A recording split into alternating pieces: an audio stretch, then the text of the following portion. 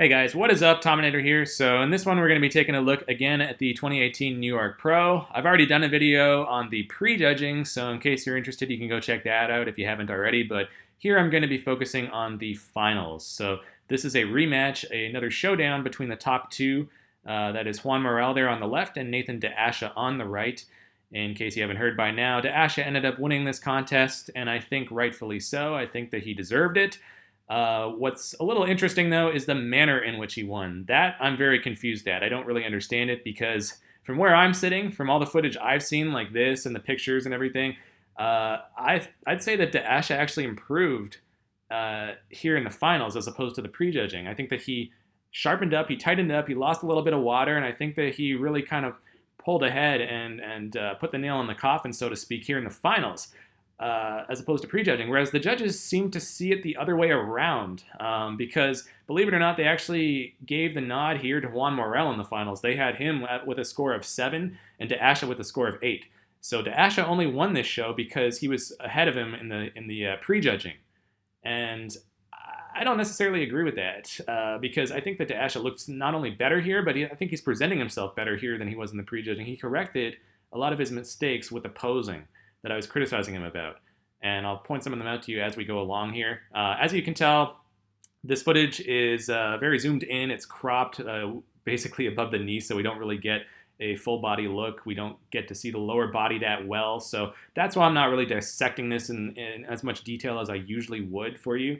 But at the same time, the fact that it is zoomed in and that the quality is relatively decent compared to a lot of the crap that's been floating around covering this show. It looks like most of these pictures were taken on flip phones from 2005 or something. It's embarrassing, the lack of quality there. But anyway, the fact that we can at least kind of pick apart these finer details on their physiques, that gives us some insight into their conditioning, right? So we can at least talk about that a bit. So as you can see, I do think that DeAsha looks better here than he did in the finals. I think it's much closer conditioning-wise than it was in the prejudging.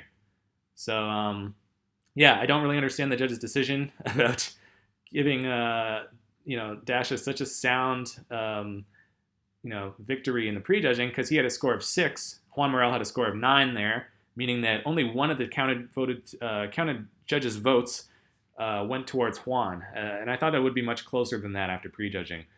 But anyway, here we're going to get a look at some of these poses once again. So we can talk a little bit more about this.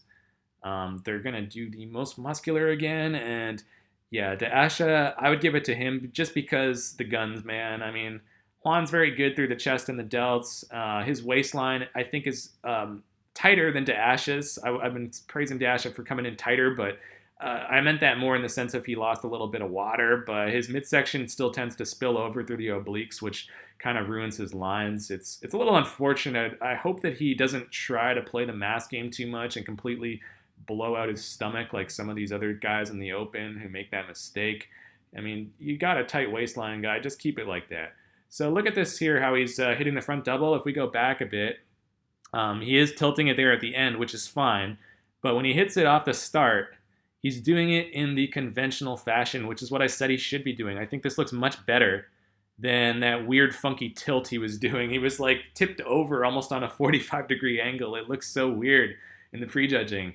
And I think this looks much better for him. That said, it does appear to be a slight asymmetry in his lats there, where his left one looks like it's inserting a little lower than the right. He does have very high lats to begin with, and I know one of my viewers pointed out that's probably why he was doing the tilt, to kind of mask that flaw. But honestly, I don't think it's a big problem. I mean, Dennis Wolf has very high lats too, but he hits the pose in the generic fashion, and for the most part, it works for him. Because as long as, you have a relatively tight waist like he does here, DeAsha, it looks, decently thin. It looks good, I think. He's got the really good quad sweep just like Wolf, and he's got better arms than Wolf. So he's very similar to Wolf. I've said this before, that I think structurally this guy's the closest thing we've seen to a Dennis Wolf in a while with those wide, high lats. Juan Morel looks good. I think that his waist is actually cleaner than DeAsha's for the most part, although it is naturally a little bit wider. But through the wheels, it's no contest. Through the arms, he comes up short. So I think that I would give this pose to DeAsha. But yeah, he's definitely hitting it better, and he does the tilt only at the end, like Victor Martinez used to do. So I don't have a problem with that so much. And in the side chest here, we're going to see how the tables have turned, because I thought that Juan Morel was absolutely whipping everybody in the prejudging, and I stand by that based on the footage I was going by. But now I think that the Asha has really kind of made up a lot of ground, because, yeah, you could probably still say that Juan is better through the chest, because Morel has some of the best pecs in the business right now. But when we're talking about the rest of the upper body, the shoulder, the arm, De Asha is on another level. I mean, he's just so much bigger in those areas. So, and even downstairs, he's a little bit bigger. And Juan's edge and conditioning, because we do see more detail in the side leg, you can see more of a sharp delineation between the hamstrings and the quadriceps, which we don't really see as much on De Asha. But is it enough for him to really pull ahead in this pose now? I'm not so sure. I think that the Asha looks overall a bit better now.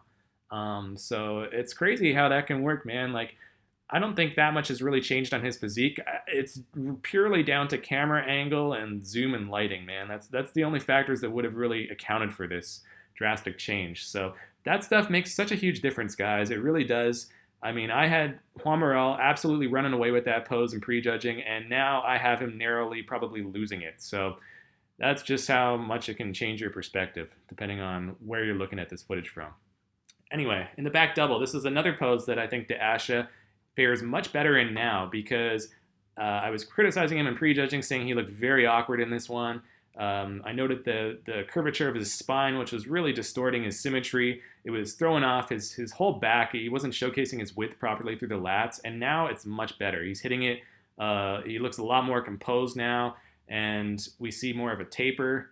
Even in terms of the thickness and detail, it looks a little bit better than it did, I think. So now you could probably arguably give him this pose as well, because the arms, again, are better than Juan's. That's no contest through the biceps, the forearms, even the triceps are better. The delts are very close. You might still go with Juan on that, but through the back, Dash has got better taper. Juan might have better thickness, certainly through the traps, and even a little bit through the lats and the lumbar region, but he doesn't have the same taper as Dash, so it's close there. But Dash is whooping him in the arms. He's really closed the ground in the lower body department. So I think that, this one's close now, and Juan's not winning it outright. I don't think so. I think it's, you could go make an argument for either guy. I'd have to see the full view, probably like with the lower body. We didn't really get the hamstrings or calves in there at all, obviously. So it's hard to make a call outright when it's that close, but it is much closer than it was. Now, through the abs, you can see that De Asha's just not as streamlined. Juan has a much nicer looking midsection and just deeper etched abs. He's one of the only guys today that actually has well-defined abs. It's really sad that most of these guys' midsections just look so washed out and faded. You don't really see clear ab definition anymore for the most part. But in the most muscular, yeah, De Asha probably takes it. Juan looks great through the pecs and the delts, but the arms just aren't quite as good. So this is a nice gesture. This little bit of sportsmanship by Juan Morel, it's always nice to see that when guys can keep it amiable and show some respect out there. All right, so here's the top 5 Posedown. I've already spoken at length about Juan and De Asha, so I'm not going to talk much about them, but I'll speak about these other 3 guys real briefly. So that's Jonathan De La Rosa in the middle. He ended up in 5th. Josh Wade over there on the left was in 4th, and Justin Rodriguez was in 3rd. And look at Justin Rodriguez's back, man. It's really measuring up well against the champion, De Asha's. He's got the size, he's got the thickness and the detail, and he might even be one up in De Asha here. It's tough to tell from this crappy zoomed out off angle, but it's certainly close. And I was surprised that the judges actually had Justin Rodriguez firmly in 3rd. All of them voted for him in 3rd in the prejudging and in the finals, because I thought De La Rosa looked a little bit better than him in the prejudging, but definitely not here in the finals, because De La Rosa's still the smoothest on stage. It looks like he didn't really tighten up, and I think Justin Rodriguez did. So I think that his 5th place finish is not that surprising, and what is a little surprising is that Josh Wade managed to place as high as he did. I really don't think that he should have, to be honest. I don't want to sound like I'm insulting him or anything, but he's got kind of that old man look to his physique. I'm just not sure how else to put it because he's got a very, very wide, bloated waist, and he looks downright terrible from certain angles. Here in the side chest looks fine, but you can already see that his arms aren't quite up to par. And he does have better conditioning than De La Rosa, but overall, I don't think he looks that great. And I think it's a shame that Rafael Brandao, the Brazilian, I hope I pronounced his name right there, that guy wasn't able to crack the top 5. I think that's a bit of an injustice. I think that he should have easily cracked top 5 because his conditioning was so good. His lines were easily probably the most pleasing in the show. He had the best aesthetic appeal.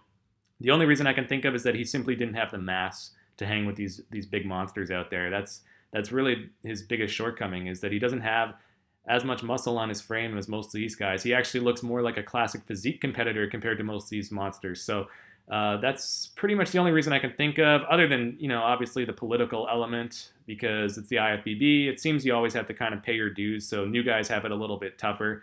You have to kind of get your name out there to get noticed by the judges, but that's pretty much my take on that. I thought that Rafael Brandao could have probably placed as high as 3rd, honestly, and certainly he should have been ahead of, I think, Josh Wade and probably De La Rosa. So that's what's up, guys. That's just my take on the New York Pro. I'm going to speak more about the classic physique and perhaps the 212 division as well in later videos, but that's all for this one. So thank you for watching, everyone, and until next time, I'm the Tominator signing off, and I'll be back.